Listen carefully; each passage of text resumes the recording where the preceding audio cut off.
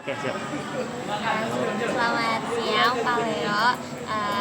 Terima kasih sudah menghampiri saya dan Hilal untuk presentasi kelompok project. Pada kelas 11 ini kita mengusung tema berimajinasi dalam membangun nirwana. Saya dari kelompok 1 bersama anggota saya yang susulan juga yang bernama Hilal Ahmad Suneja. Jadi anggota kelompok kita ada 6 orang.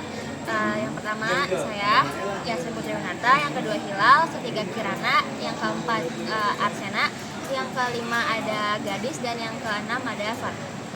Jadi tema kita yaitu berimajinasi dalam membangun nirwana.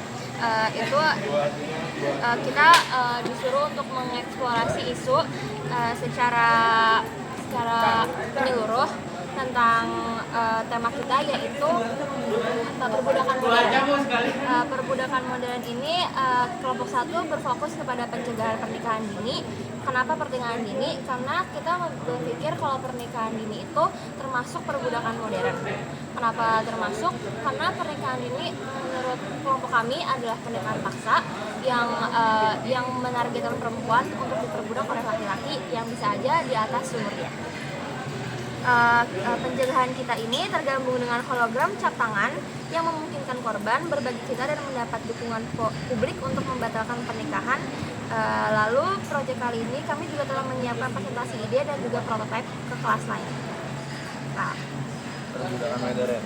Dengan tema perbudakan modern bertujuan untuk menggali kesadaran siswa tentang realitas perbudakan di era saat ini. Sambil mengaitkannya dengan nilai-nilai Pancasila, dalam proyek ini siswa diajak untuk melihat isu-isu seperti perdagangan manusia, kerja paksa, dan eksploitasi melalui lensa kemanusiaan dan keadilan sosial. Dengan mengimajinasikan nirwana, siswa akan merancang gagasan tentang dunia yang lebih baik, bebas dari segala bentuk perbudakan dan penindasan. Nah, jadi solusi untuk tema kita perbudakan modern tersebut adalah kita membuat situs yang berjudul No Child Bride. No itu artinya tidak, child artinya anak, dan bride artinya pengantin. Jadi kita menolak dengan tegas kalau kita tidak setuju dengan pernikahan dini pada anak di bawah umur. Situs ini memberi bantuan kepada korban perbudakan yaitu pernikahan dini. Nah, pada situs ini korban itu bisa bercerita tentang kasus mereka ke publik dan bisa dibaca juga oleh banyak orang. Lalu orang-orang bisa memberikan sanksi sosial kepada kasus tersebut sehingga pelaku dan juga korban dan juga pihak-pihak lain bisa mendengar dan juga membatalkan kasus tersebut. Lalu juga karena kita temanya berimajinasi, jadi kita membuat situs ini tuh berupa cap tangan di tangan. Lalu ketika kita mendapatkan perilaku yang tidak mengenakan dari pelaku, kita bisa nge-tap itu dan kita bisa langsung melaporkannya. Begitu Pak. Lalu website ini juga bisa diakses dengan di website di Google Pak. NoChildBride.org. Solusi kami adalah membuat situs bernama NoChildBride.org. Situs NoChildBride.org sendiri berfungsi untuk mencegah terjadinya pernikahan dini. Asal-usul nama situs kami yaitu NoChildBride.org diambil dari tiga kata dalam bahasa Inggris, yakni no yang memiliki arti tidak, child yang berarti anak, dan bride yang berarti pengantin. Alasan kami memilih nama situs kami adalah menolak adanya anak di bawah umur yang menjadi pengantin atau sudah menjalin pernikahan di usia yang sangat dini. Kami berupaya untuk menentang atau mengakhiri pernikahan anak.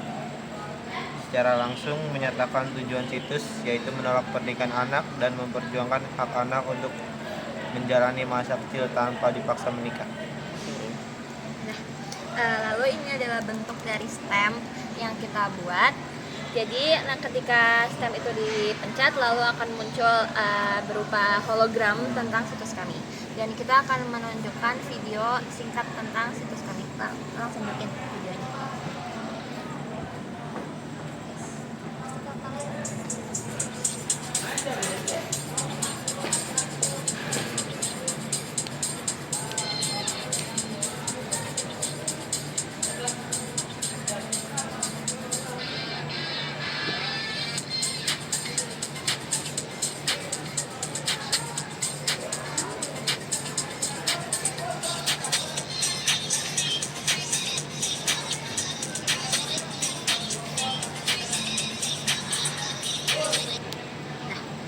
Saya akan menjelaskan secara singkat mengenai fitur-fitur yang ada di No Child Bride.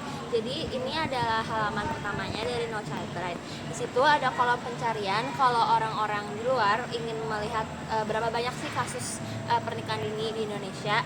Lalu selanjutnya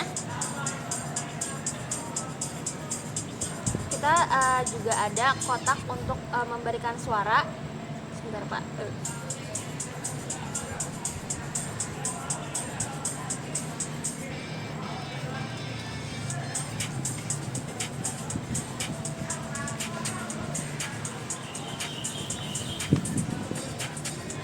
Ini adalah beberapa contoh kasusnya.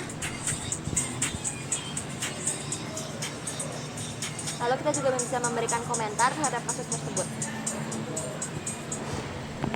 Nah, pada proyek kali ini kita sudah membagi-bagi tugas per orangnya. Ketua kelompok kami yaitu Kirana Anissa, dia bertugas untuk membuat prototipe dan juga esai. Jadi video tadi dan juga gambar-gambarannya dibuat oleh Kirana. Saya sendiri Yasmin, saya membantu membuat esai dan juga PPT dari proyek kita. Lalu Arsena bertugas dengan saya yaitu membantu membuat esai. Lalu Gadis itu merupakan sekretaris kelompok kita. Dia bertugas untuk membantu membuat PPT, laporan, dan juga mengisi-ngisi jurnal. Hilal membantu di beberapa bagian-bagian yang seperti kekurangan orang. Kalau misalnya kita tidak ada waktu untuk mengedit, akan diedit oleh Hilal.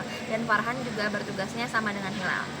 Nah, anggaran yang kita keluarkan dalam pembagian tugas ini Rp0 karena kita full edit dalam online. Seperti prototipe kita edit sendiri dan juga pembuatan PPT juga kita edit sendiri. Lalu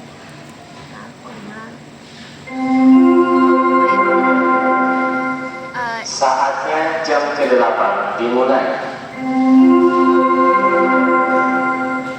It's time to begin the 8th lesson. Lalu selanjutnya ada dimensi profil pelajar Pancasila. Proyek ini mencakup 4 dimensi profil pelajar Pancasila, yaitu kemanusiaan adil dan beradab, yaitu memahami isu sosial seperti pernikahan dini, gotong royong dalam kolaborasi kelompok, berpikir kritis dan juga kreatif dalam pengembangan solusi inovatif seperti website dan juga hologram cap tangan, serta tanggung jawab sosial dalam meningkatkan kesadaran masyarakat.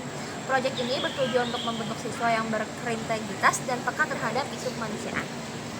Ini ada dokumentasi dari proyek kita.